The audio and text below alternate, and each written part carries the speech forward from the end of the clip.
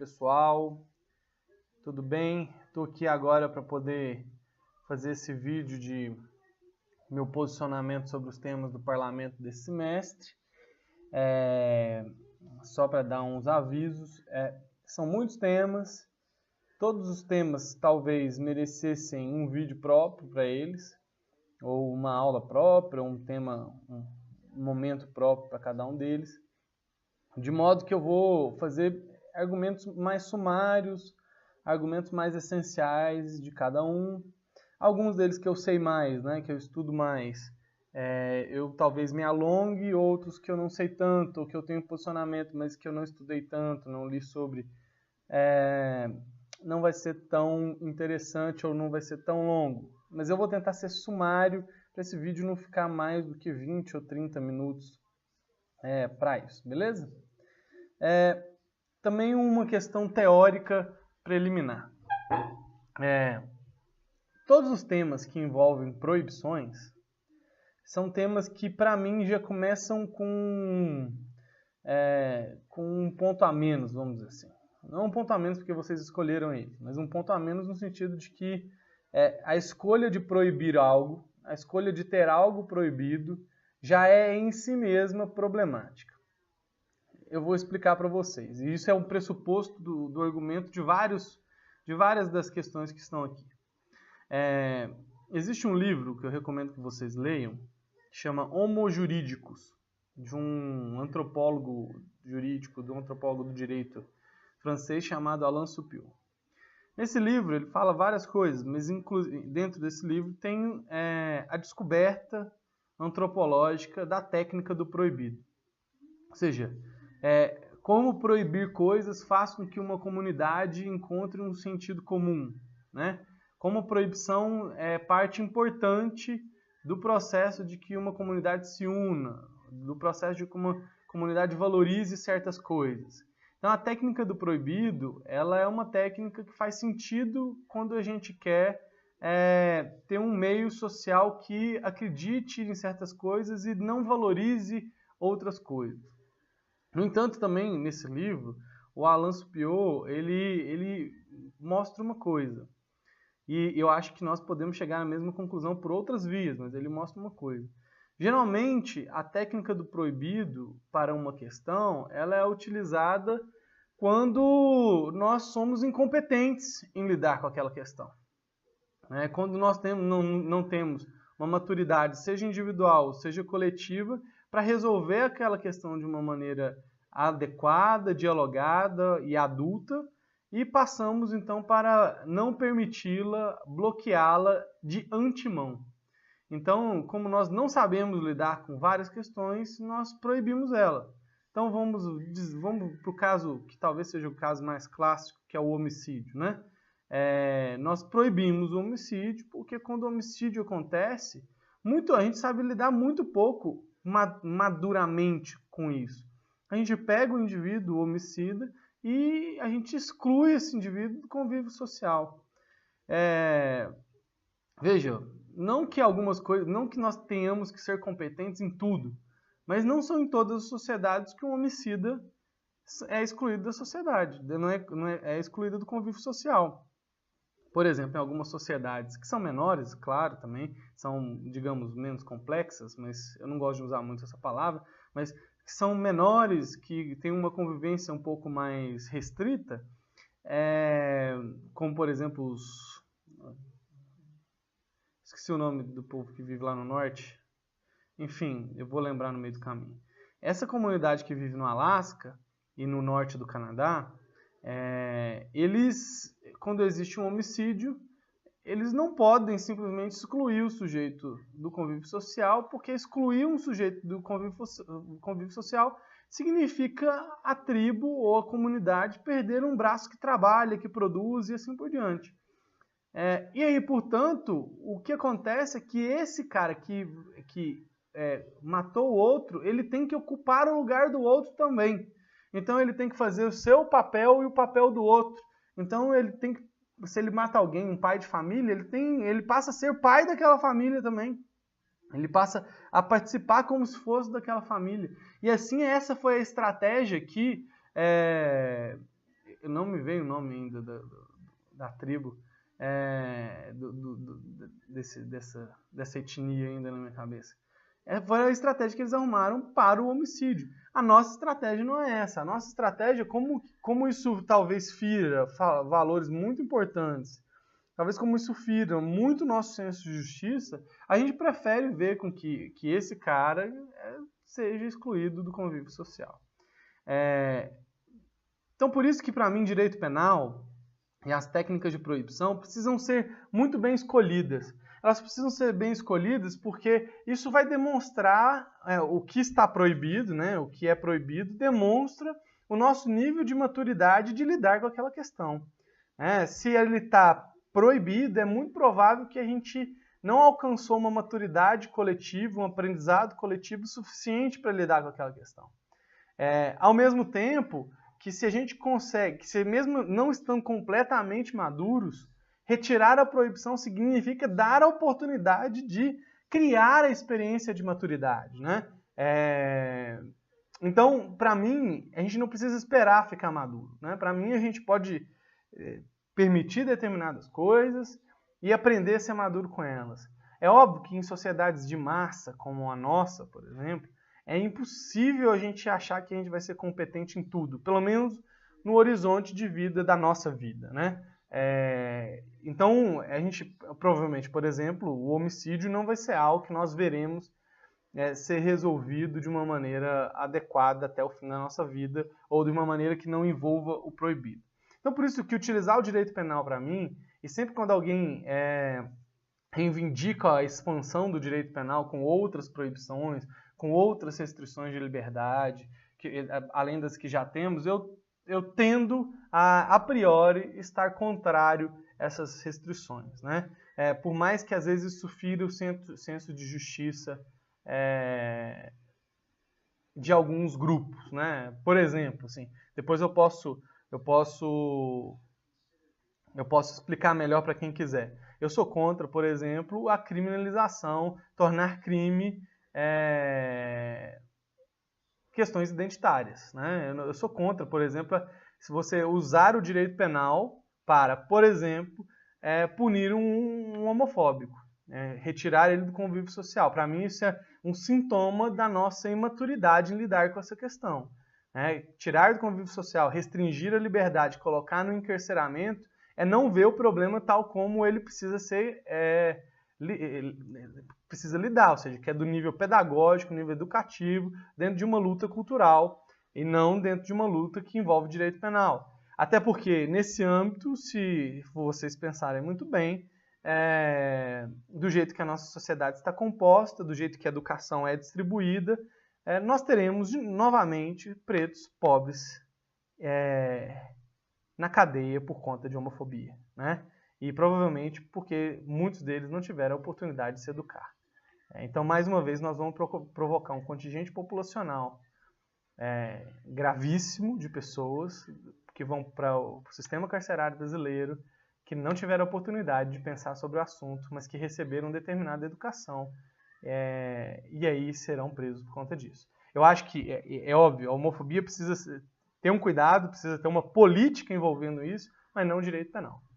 Não direito penal. Ok, já estou fugindo do assunto, né? Vamos aos assuntos, mas eu acho que vocês entenderam essa questão da proibição. Então, nessa questão da proibição, por exemplo, eu vou juntar aqui um bloco de proibições. Então, por exemplo, casamento homoafetivo. Casamento homoafetivo entra nessa. Né? Então, nós temos a homoafetividade historicamente colocada. A homoafetividade, ela existe, ela está aí no mundo. Isso não quer dizer que ela tem que ser permitida porque ela existe, né? Não é isso, porque o homicídio também existe e também não precisa ser permitido. Mas a homoafetividade, ela não oferece perigo social. A homoafetividade, ela tem a ver com como as pessoas se relacionam e tem a ver com um sentimento que agrega mais do que separa, ou seja, o amor ele agrega e não separa, e isso significa que, então, se esse sentimento agrega pessoas, colocam pessoas comprometidas com um sentido de vida específico, com um olhar para o outro diferente, eu acho então que o casamento homoafetivo não faz o menor sentido não faz sentido ele ser proibido, né? Ele tem que ser permitido. O que me ressinto não é com a legalização dele como foi pelo STF. Eu não me ressinto com a legalização, eu me ressinto do como foi, né? Uma legalização que ela é feita a partir de um tribunal e não a partir de uma política, portanto, não a partir do parlamento ou de uma pressão social para que isso ocorresse, ela é sempre um tanto mais precária do que de fato algo que é conquistado através de uma política, de uma luta cultural e assim por diante.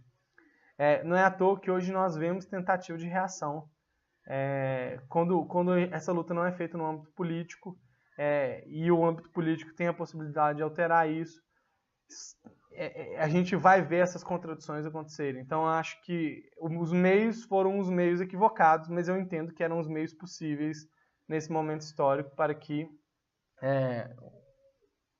a comunidade LGBT pudesse ter casamento. Mas existe uma pequena contradição aí que eu queria que vocês pensassem sobre isso. Vocês já pensaram que a comunidade LGBT quer se casar e que o casamento é a instituição mais conservadora da história da humanidade? Veja bem, não acho que por ser conservador é ruim, tá? Eu sou casado, adoro estar casado e quero estar casado pro resto da minha vida. Mas é interessante como que a questão conservadora é utilizada como um adjetivo, como um argumento, e o que está sendo reivindicado é justamente a instituição mais conservadora da história da humanidade. O que é interessante. E que não é errado, de novo. Eu acho que tem que ser permitido casado mesmo. Então é isso. Assim, a homoafetividade ela promove mais possibilidades sociais.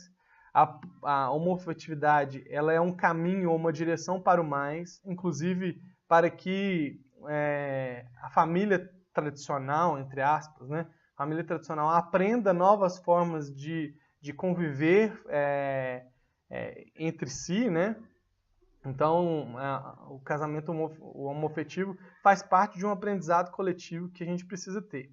Mas assim como também, eu acho que a comunidade LGBT precisa de um reconhecimento com a família tradicional, né? Um reconhecimento que a família tradicional nos trouxe mal ou bem até aqui. E em algumas reflexões que eu tenho feito, assim, que não está nada bem elaborado, é que o sentido espiritual, espiritual não no sentido transcendente, tá? Sentido espiritual cultural da família tradicional de tentar impedir a família homoafetiva de existir, vem muito de um medo. E o medo não tem a ver com medo diferente, não. Tem a ver também, mas não é só com diferente. A família tradicional, ela acredita que não vai existir continuidade se for permitido a família homoafetiva. A família tradicional acha que o mundo pode perecer, né? Porque, entre aspas, hoje nós temos tecnologia para isso, mas entre aspas, a comunidade LGBT não poderia gerar filhos por si mesmos do mesmo sexo, né? Hoje a tecnologia é outra e a gente tem aí a fluidez de gênero de um jeito diferente, mas o que eu estou querendo dizer é que, do ponto de vista da família tradicional, o que eu já percebi e que talvez não esteja claro é que a família tradicional, o campo da família tradicional quer continuidade e às vezes teme que a continuidade seja bloqueada pela família homoafetiva. E eu acho que isso precisa ser esclarecido de um jeito muito carinhoso, né? Que não vai perder a continuidade, né? E que, tudo bem, é importante a família tradicional também, assim como é importante a família homoafetiva. Bom, encerro aqui. Quem quiser conversar mais comigo, estou à disposição. Então, isso quer dizer, casamento homoafetivo, nome social, tudo isso, para mim tem que ser permitido, para a gente poder, inclusive, para a gente poder lidar com isso de uma maneira adulta, madura, sincera e assim por diante, tá? A legalização da maconha, na turma do noturno foi legalização da maconha e na do diurno foi cultivo da maconha para consumo próprio. Isso está nesse mesmo bolo. A proibição, ela indica uma incompetência social e uma imaturidade, né? Os dados hoje já são assim, amplamente colocados que a legalização da maconha, como de outras drogas também, mas eu não vou falar de outras drogas, mas a legalização da maconha, como de outras drogas, elas têm uma serventia para o mundo, para a coletividade, completamente diferente da sua proibição. A sua proibição, de fato, nos leva para ter menos possibilidades, nos leva para ter menos vida, nos leva para ter menos poder de decisão e menos poder de escolha. Vejam bem, gente, quando a gente pensa em mortes, por exemplo, causadas pelas drogas, a gente esquece de colocar entre essas mortes a guerra contra as drogas. Então, policiais que estão sendo mortos, os traficantes que estão sendo mortos, as comunidades que ficam vulneráveis e que são mortas, e as pessoas que eventualmente são mortas por conta disso. Não por causa da maconha, mas por conta das drogas, e assim por diante. Então, a guerra, o conceito de guerra às drogas é um conceito falido. Assim, é um conceito que desde o início era um conceito equivocado, mas é um conceito falido. Legalizando as drogas, a gente tem um caminhão de possibilidades diferentes, desde carga tributária a não financiamento maciço do tráfico de drogas, e aí retirar esse financiamento do tráfico de drogas, e aí poder ter mais acesso a comunidades vulneráveis, a poder fazer um empreendedorismo social completamente diferente, a reformar completamente essas comunidades sem o tráfico de drogas, a resolver 70% do problema carcerário brasileiro, que é fundamentalmente em torno do tráfico de drogas. É o tráfico de drogas e aquilo que o tráfico de drogas em geral traz, como por exemplo furto, roubo, assassinato. Isso é um entorno do sistema carcerário brasileiro, que é o grosso, assim, que tem muito do sistema carcerário brasileiro, é o tráfico de drogas e o entorno dele. Então não faz o menor sentido a gente continuar com essa política boba, não complexa, irreal que a gente tem de proibição. E além disso, da gente poder então tratar os usuários também com maturidade, com a possibilidade dele poder escolher de um jeito maduro o destino da vida dele, a possibilidade de a gente receber socialmente essa pessoa, não já dizendo aquelas velhas rótulos, maconheiro, vagabundo, sem vergonha, não sei o que lá, mas receber como uma pessoa doente. Então não é só, e aí não é só uma questão de saúde pública, muita gente fala isso, mas não é só uma questão de saúde pública, é também uma questão de saúde pública, mas é uma questão econômica, é uma questão pedagógica, é uma questão de justiça e uma questão de segurança pública seríssima. Manter a proibição é um erro, assim como, e aí o pessoal do Júnior me desculpe, que o cultivo de maconha para consumo próprio, ela é completamente insuficiente para conter e para a gente resolver todos os problemas que a legalização resolveria. E aí, quando eu digo legalização, não é só legalização, eu digo legalização e todo um programa e uma política envolvendo várias áreas sociais ao mesmo tempo. Então é aquilo que eu falei para vocês, são questões em paralelo acontecendo ao longo do tempo, que para a gente poder resolver uma questão como a questão das drogas. Eu não acho que isso vai resolver o problema da violência no Brasil, mas eu acho que a questão das drogas se não o ponto central, um núcleo importante da segurança pública no Brasil, e que, obviamente, não é legalizado porque tem muitos interesses envolvidos, né? Então, enfim, é por isso. Então, o cultivo para o consumo próprio é completamente insuficiente, e que daria ali uma ou outra liberdade para o sujeito, mas que, de novo, não tem a ver com o que é preciso ser feito, né? O que precisa ser feito não é assim. Bom, descriminalização do aborto. A descriminalização do aborto está aí no bolo das coisas proibidas, né? É claro que aqui tem um dilema ético um pouco diferente, até porque eu tenho uma posição bem diversa daqueles que são a favor da legalização. Então, eu sou a favor da legalização, mas o argumento da liberdade do corpo da mulher não me convence. Esse não é um argumento que, para mim, seja filosoficamente sustentável. Isso é um argumento ideológico e quase emocional de que meu corpo, minhas regras. A gente não pode levar, a gente não conseguiria levar esse argumento do meu corpo, minhas regras ao seu limite. Principalmente quando a gente está falando de vida, né? Então, para mim, é um excesso epistêmico nós dizermos, por exemplo, que um feto não tem potência de virar a vida, né? Para usar uma terminologia aristotélica. É um excesso dizermos que o zigoto não tem essa possibilidade e que a gente não possa fazer um prognóstico diante disso. Assim.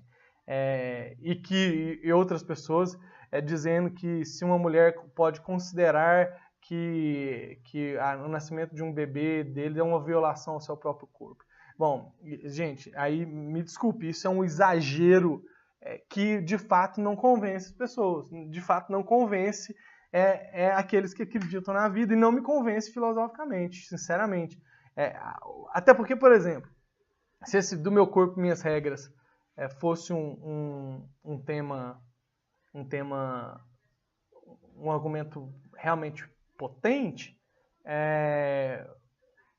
uma pessoa que gostaria de se escravizar pela outra podia ser permitida. Ou uma pessoa que gostaria assim, de se oferecer para um canibal e aí ser comido também poderia fazer. Como de fato aconteceu na Alemanha, né? Um canibal colocou um anúncio no jornal de que ele queria comer alguém, não forçou ninguém a nada, alguém se ofereceu, o cara lá pagou não sei quanto para colocar numa conta para a família do sujeito e aí comeu o sujeito, porque o cara deixou, permitiu. Então lá, e aí, esse canibal tem que ser acusado de canibalismo, tem que ser acusado de homicídio, como é que é? Era o corpo e as regras dele. Qual é o limite que a gente vai traçar nesse argumento do meu corpo e minhas regras? Ou ele é só um lema que não tem substância? Então eu acho muito complicado isso. Eu vou falar por que eu sou a favor da legalização do aborto. Primeiro, por essa questão. Quando a gente libera, a gente pode tratar isso com maturidade. Então, geralmente, seja do ponto de vista material, seja do ponto de vista psicoemocional, uma mulher que decide pelo aborto, ela não está decidindo com liberdade. E eu acho que esse é o ponto central. Nós já somos muito pouco livres. E aí, para a gente tomar uma decisão livre, ela precisa ser muito elaborada. E eu acho que quando a gente permite o aborto, portanto, e se a gente dá condições materiais e psicoemocionais com toda uma equipe multidisciplinar para que uma mulher possa decidir de fato livremente, sem os acossamentos emocionais que ela provavelmente está vivendo, abandono, pobreza que já é uma questão emocional, mas abandono do marido, abandono da família, a solidão e assim por diante, mas que ela possa decidir livremente. Se ela pode decidir livremente, e se a gente propicia isso para a mulher, bom, então tudo bem. Vamos ao aborto, agora sim, ao aborto livre acontecer até a terceiro mês de vida, que é o que essa loucura na minha cabeça eu ainda não fui convencido disso, de traçar essa linha que para mim é completamente arbitrária, de quando já é uma vida e quando não é uma vida. E não existe argumento médico que eu já vi até hoje que tenha me convencido de que a gente não possa fazer um prognóstico de que um feto antes de 3 meses já é um feto, vai ser um feto depois. E não me venham com aquele argumento de que não tem sistema nervoso e não sente dor, porque, pelo amor de Deus, né? Mas então tudo tem a ver com uma decisão livre e uma decisão não livre. Quando você fala assim, meu corpo, minhas regras, a liberdade do corpo da mulher, na verdade o que você está fazendo também é alienar o processo de decisão livre real. Porque o processo de decisão livre real não é eu quero. Não pode ser eu quero. O eu quero não é uma decisão livre. Aliás, o eu quero, se alguém estudou Kant, não é liberdade. O eu quero é justamente você estar agindo de acordo com instintos, de acordo com desejo, de acordo com um impulso. E isso não é decisão livre, né? Mas a proibição é pior. A proibição é muito pior. A proibição faz com que as pessoas sejam mortas em clínicas, faz com que as mulheres fiquem mais solitárias, faz com que elas entrem numa vida que piora, em geral, o seu sentido coletivo e o seu sentido individual de realização individual. Então, a proibição, ela promove muito mal e não evita que o aborto aconteça. E eu fico pensando com os meus amigos, que eu tenho muitos amigos religiosos, eu sempre pergunto para eles assim, vocês que são a favor da criminalização do aborto, se chega uma mulher na igreja de vocês dizendo que cometeu aborto, vocês ligam para a polícia? Todos eles falam, claro que não, mas é isso que vocês estão dizendo. No fim das contas, é isso que vocês estão dizendo. Vocês estão dizendo que se uma mulher chega para vocês, padre, pastor, palestrante do centro espírita, se ela chega para vocês dizendo que fez um aborto, é obrigação de vocês chamar a polícia para prender essa mulher. E aí a gente está colocando mais gente no sistema carcerário que não tem perigo social real. Né? Então não faz o menor sentido a criminalização do aborto, até porque a criminalização do aborto nos impede de receber essa mulher que provavelmente está em sofrimento, ou em angústia, ou em alguma coisa assim, que provavelmente, né? É óbvio que existem as psicoses, que simplesmente a pessoa não está nem aí para a vida que está sendo gerada dentro dela, que aí a pessoa quer simplesmente se livrar disso. Mas de receber essas pessoas com carinho para que elas possam tomar uma decisão livre. E se a decisão é livre, então, muito bem. A pessoa vai carregar aquele fardo para o resto da vida dela. Né? E aí ninguém pode julgar essa pessoa por isso. Ou a carregar esse fardo já é um fardo muito pesado, fazer um aborto. Eu pelas coisas que eu já li, assim, nenhuma mulher esquece dos abortos que fez. Carrega esse filho para o resto da sua vida. E aí a gente ainda colocar isso na cadeia. Então, para mim, é uma questão de coletividade, é uma questão também de saúde pública, e para mim, sinceramente, o argumento da liberdade ainda não me convenceu.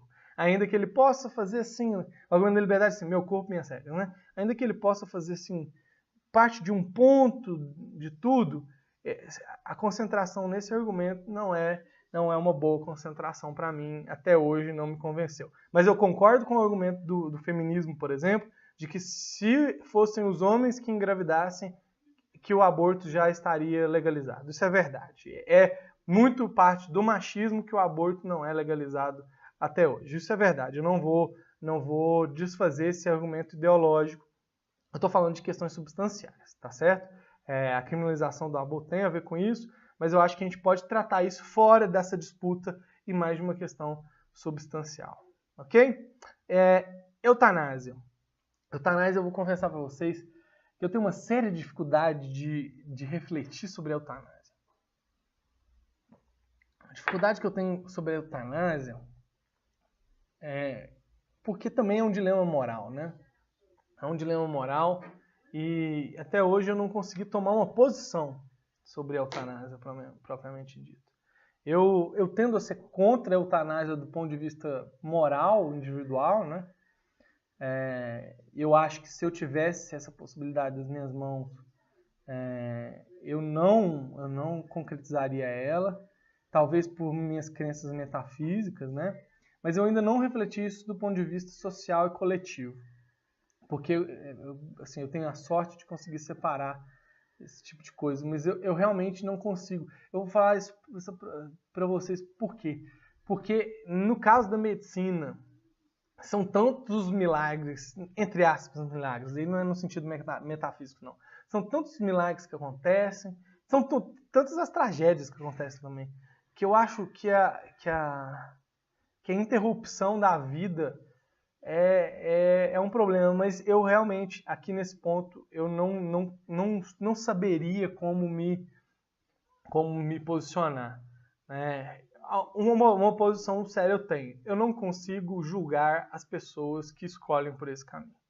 E se eu não consigo julgar as pessoas que seguem por esse caminho, então talvez eu acho que deveria ser permitido também. Né? E aí muito dentro daquela lógica que eu acabei de falar para vocês.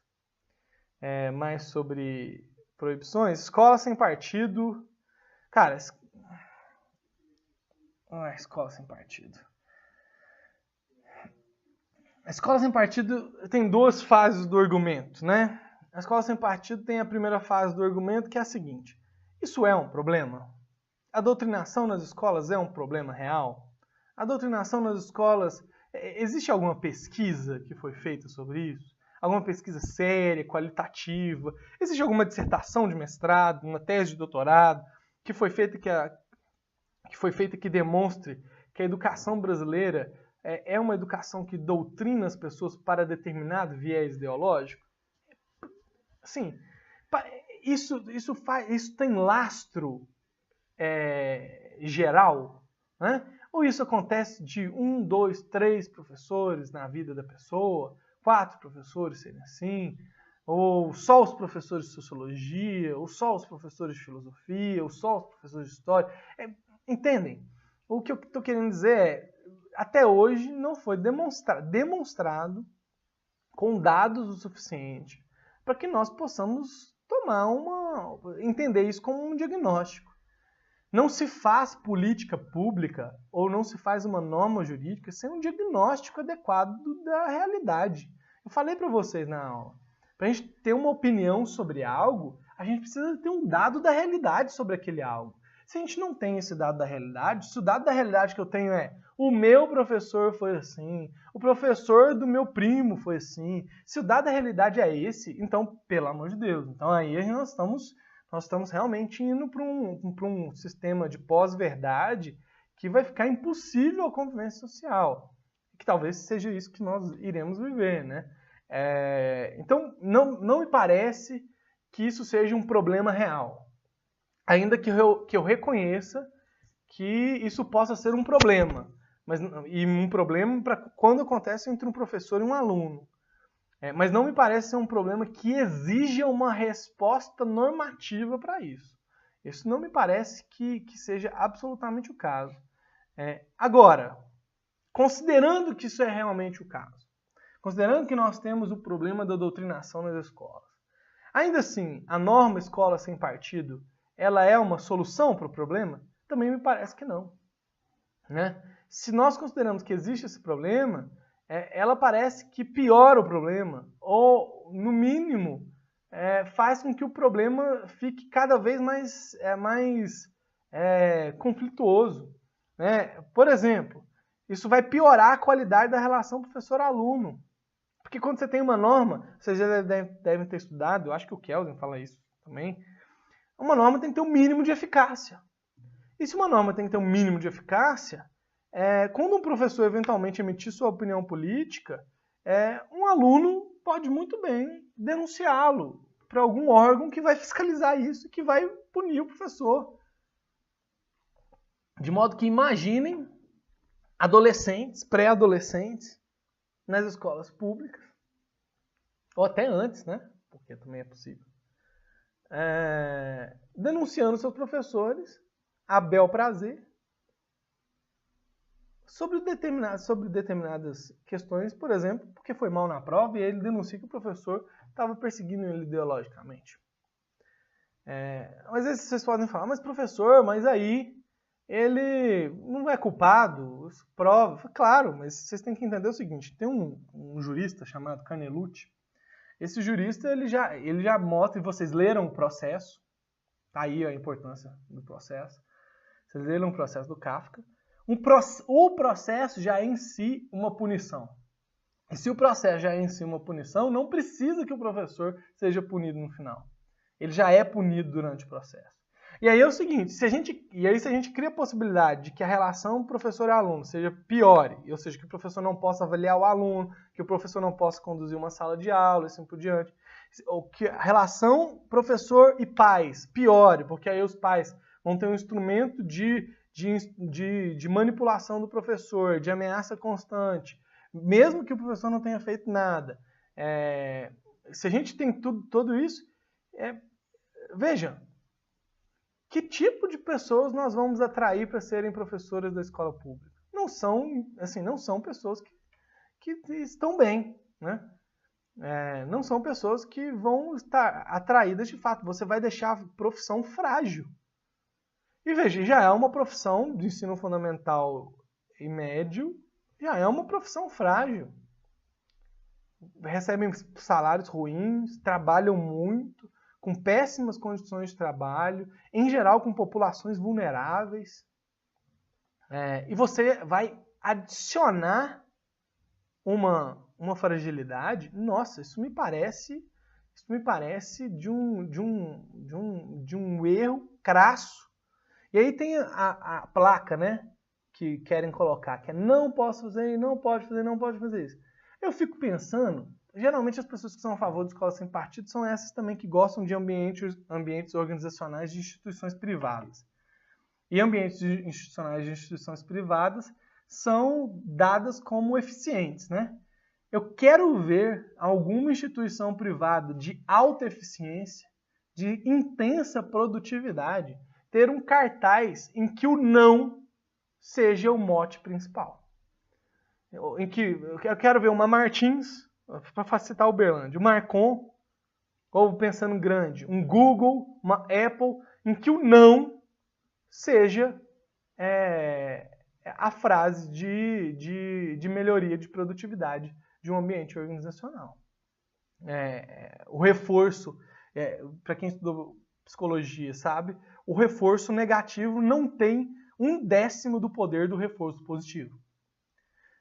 Então, ao invés de você reforçar positivamente o professor da importância da pluralidade, você reforça negativamente o professor. E aí você tem a negatividade no ambiente organizacional. Vocês acham que isso vai ser mais ou menos produtivo? Bom, esses são argumentos sumários. Isso aqui já está 36 minutos esse vídeo.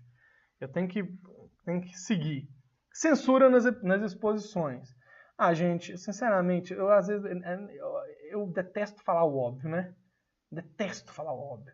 Isso não merece 1 minuto sinceramente, às vezes, do pensamento nosso. Assim, não merece 1 minuto de eu ficar mais careca.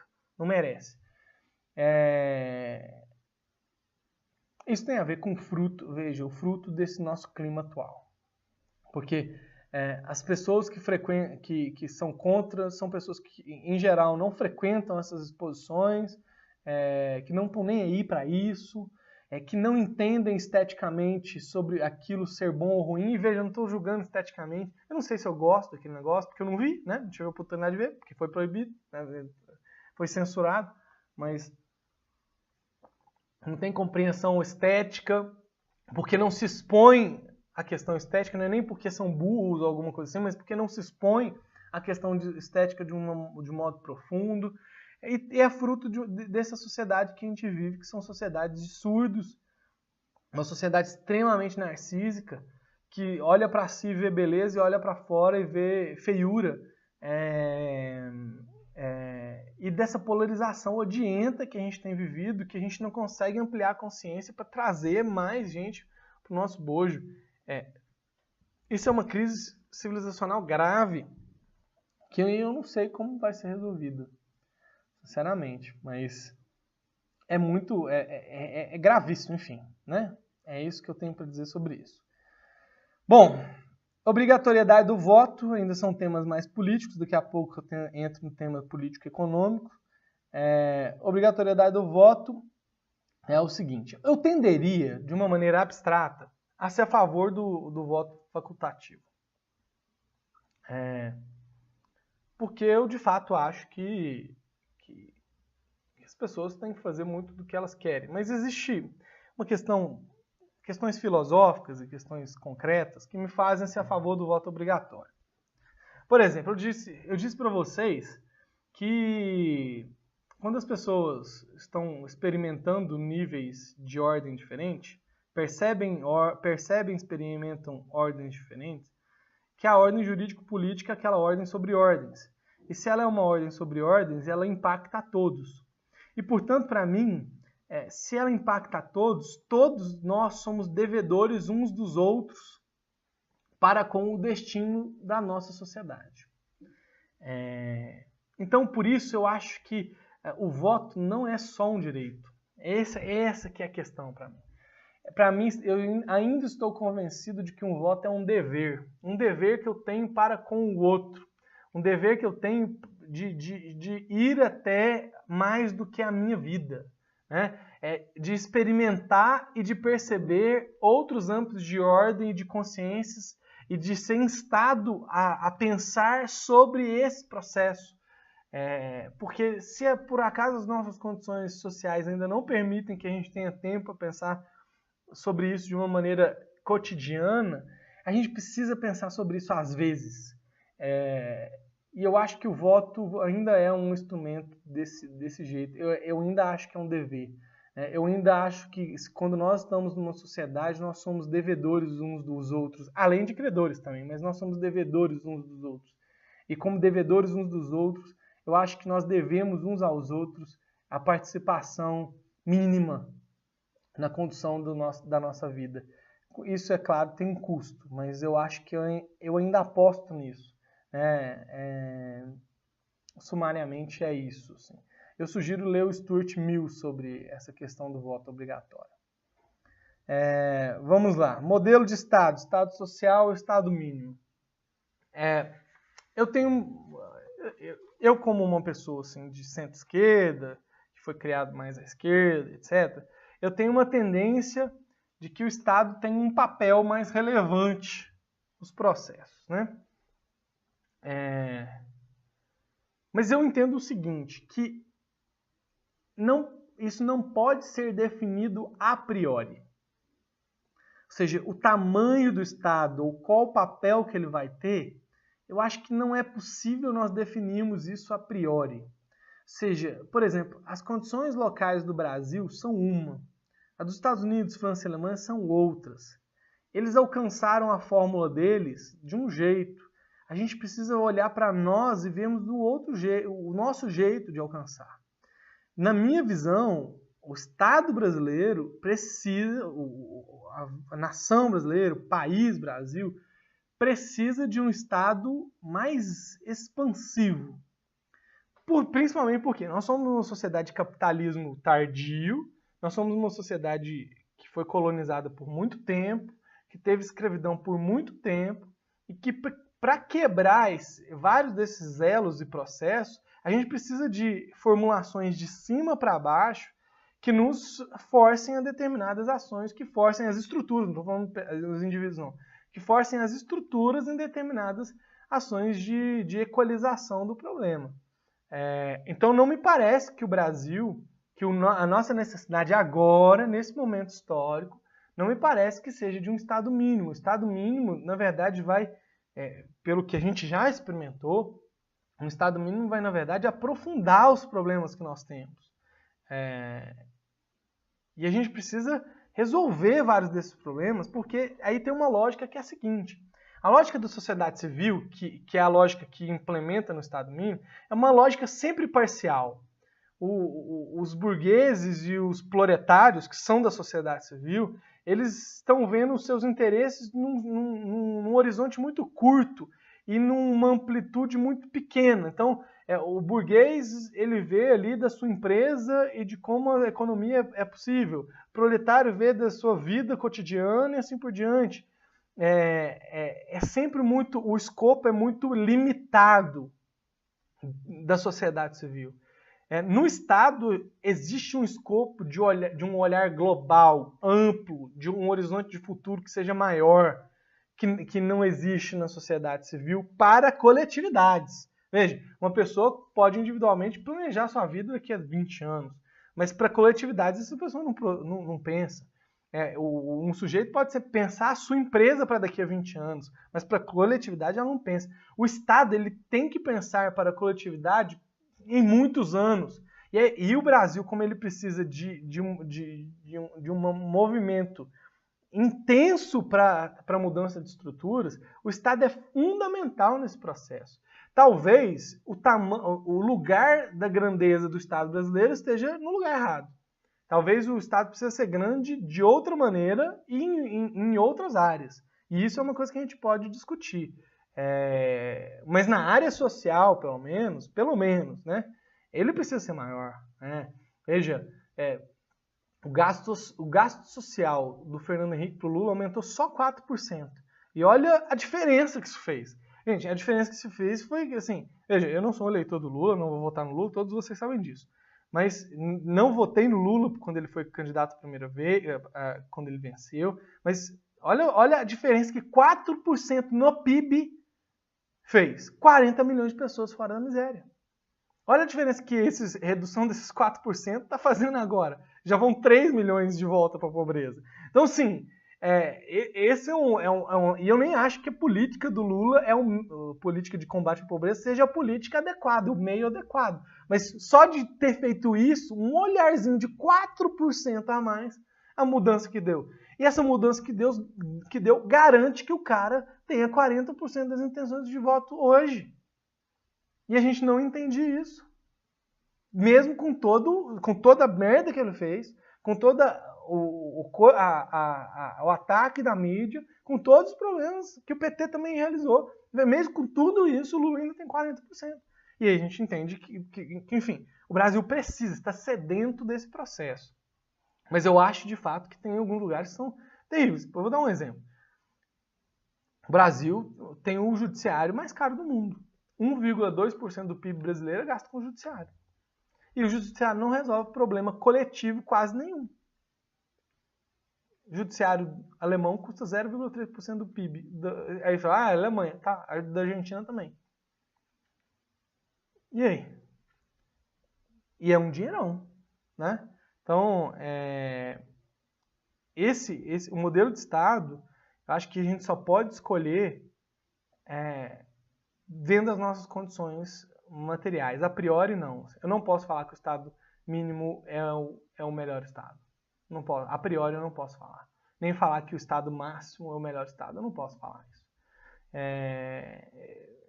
Eu acho que isso tem muito a ver com a gente não compreender a provisoriedade das nossas, como eu disse para vocês, não, a provisoriedade das nossas formulações políticas. Elas são provisórias.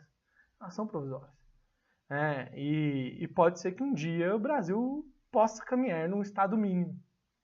E pode ser que um dia que a gente caminhe no Estado do mínimo e precise alterar esse processo e voltar para um Estado mais interventor. A questão é que não me parece que o Brasil precise caminhar para um Estado mínimo. Não me parece que essa seja a sensatez para a gente resolver os nossos problemas agora. Dito isso, mais uma vez, reforma agrária. A reforma agrária tem a ver com isso, né? O tema da reforma agrária. A reforma agrária é algo que é simplesmente... a reforma agrária é tida no Brasil como uma questão de esquerda, como uma questão comunista e tal. Mas não existe país ultraprodutivo e capitalista no mundo, e aí eu cito o exemplo dos Estados Unidos, que não realizou uma ampla reforma agrária para poder resolver os problemas tanto da desigualdade no campo, quanto para poder dinamizar a produção do campo e tornar a produção do campo mais sustentável e assim por diante. A reforma agrária, para mim, é uma obviedade, não só constitucional, né? Porque para mim, vocês sabem que para mim isso, assim, a Constituição é só uma referência, no sentido teórico, né? No sentido prático, é óbvio que eu não vou fazer coisas contra a Constituição, mas no sentido teórico ela é só uma referência. Mas a reforma agrária é uma obviedade que devia ser feita pelos poderes públicos. O Antônio me passou ali o vídeo do Philippe Etier. O que ele fala de um desalinhamento histórico, de uma ignorância ideológica tão grande que é difícil, inclusive, responder, né? E aí, veja bem, gente, eu sugiro que vocês leiam um livro chamado Mito da Propriedade, do Thomas Nagel.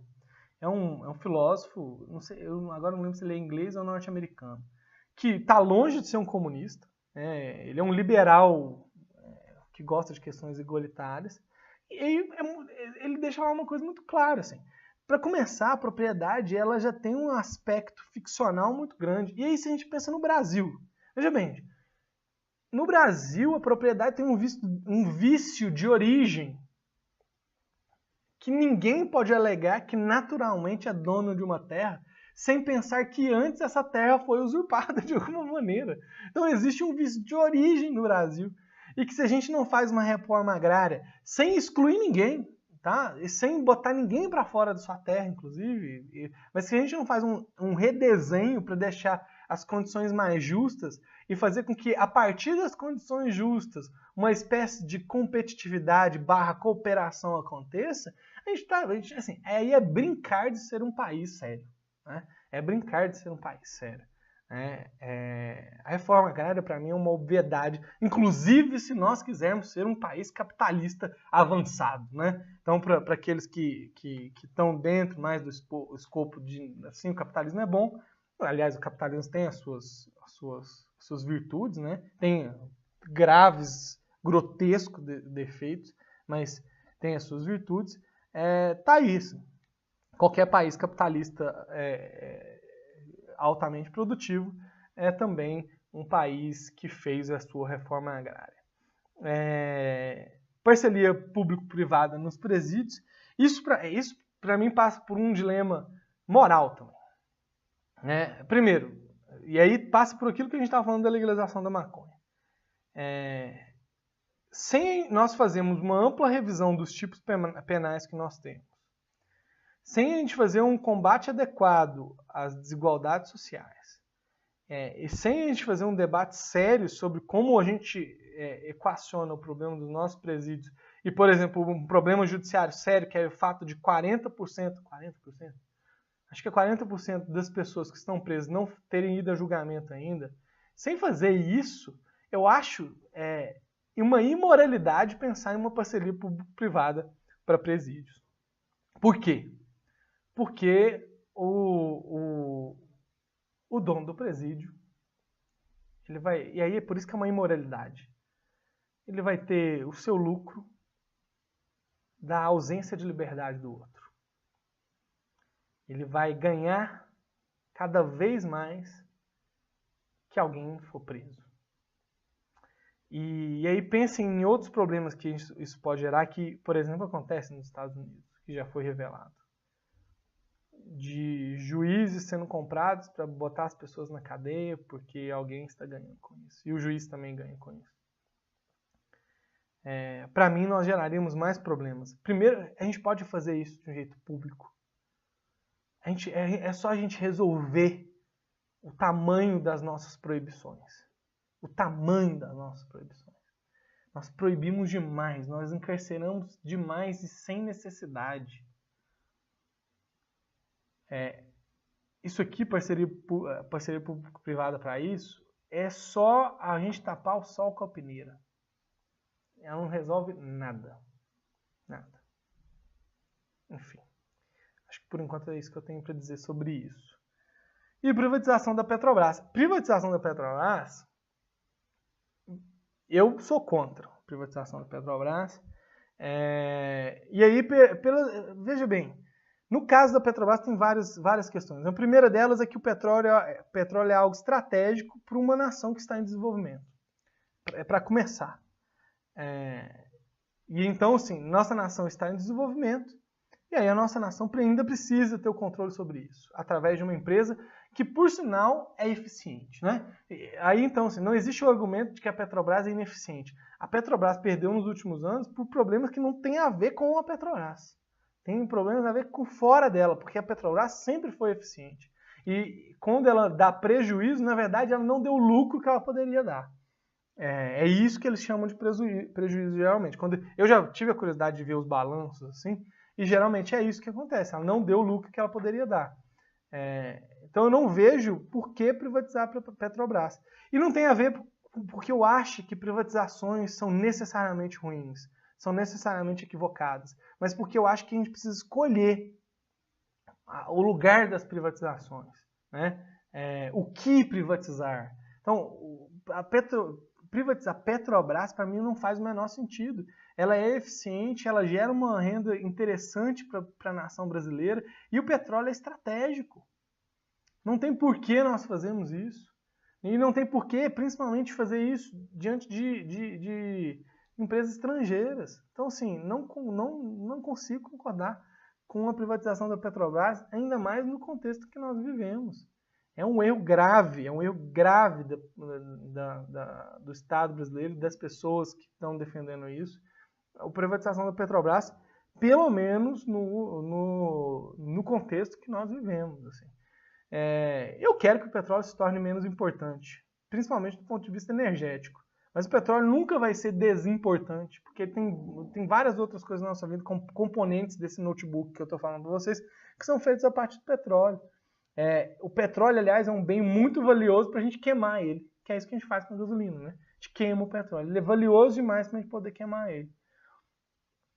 Então eu acho que ele é estratégico o suficiente para a gente não abrir mão disso, pelo menos não agora, né? Porque ele pode servir a algo global da sociedade e não a algo parcial dos acionistas que eventualmente serão os controladores da Petrobras. Se tem mais alguma coisa? Eu acho que eu cumpri tudo. Deu 55 minutos, muito mais. Qualquer dúvida que vocês tiverem, quiserem me procurar para esclarecimento de alguma questão, eu estou disponível, tá bom? Um abraço para vocês e até!